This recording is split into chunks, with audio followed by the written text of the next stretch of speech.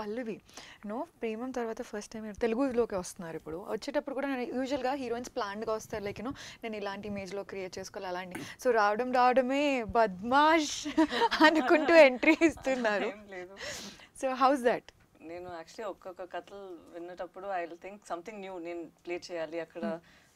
నా comfort zone ఏమని నాకు తెలుసు, నేను చాలా లౌడ్గా ఉండను. బట్ ఈ టైం కూడా నేను ఐ వాజ్ థింకింగ్ డౌట్స్ ఉంది. శేఖర్ గారితో నేను అడిగాను, నేను ఇది ఐ థింక్ ఇట్స్ పాసిబుల్, నేను ఇది ప్లే చేయొచ్చా నాకు తెలీదు అని.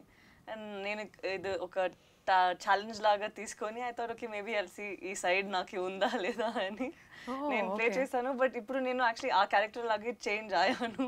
ఇంట్లో కూడా అరుస్తున్నాను ఏమో, బట్ ఐ డోంట్ నో. ఆ క్యారెక్టర్ భానుమతి అనే మారిపోయాను. సో ఇంకా భానుమతిలోనే ఉన్నారు, ఇంకా పల్లవిలోకి రాలేదు? ఇంకా రాలేదు. ఓకే. సో ఆ బూతుల మీనింగ్ ఎప్పుడన్నా తెలుసుకున్నారా?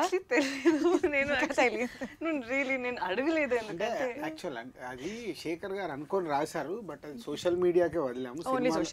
సినిమాలో ఉండదు అది, ఎందుకంటే ఇట్స్ సెన్సార్ అది. ఓకే.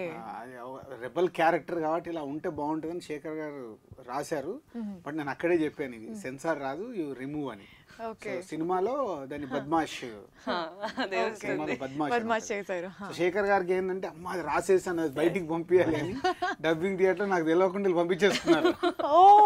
వెనకాల జరిగిపోయింది, నాకు తెలియదు. తర్వాత ఇట్లా సోషల్ మీడియా వచ్చింది అంటే అక్కడ సెన్సార్ అవసరం లేదు కదా సార్ అమ్మ.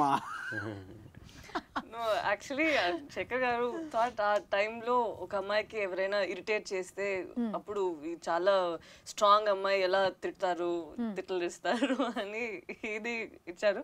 నేను ఒక 2-3 ఫ్రెండ్స్కి అడిగాను, అదంటే ఏమి వేస్ట్ ల్యాండ్ అని ఏమో చెప్పి వదిలారు. బట్ నాకు యాక్చువల్లీ ఇప్పుడు నాకు తెలీదు, ఏమో బ్యాడ్ మీనింగ్ ఉందా తెలుసుకోను. But it's been an experience in movie naku. Please subscribe. Please do subscribe. Please subscribe. Please subscribe. Please subscribe to our YouTube channel.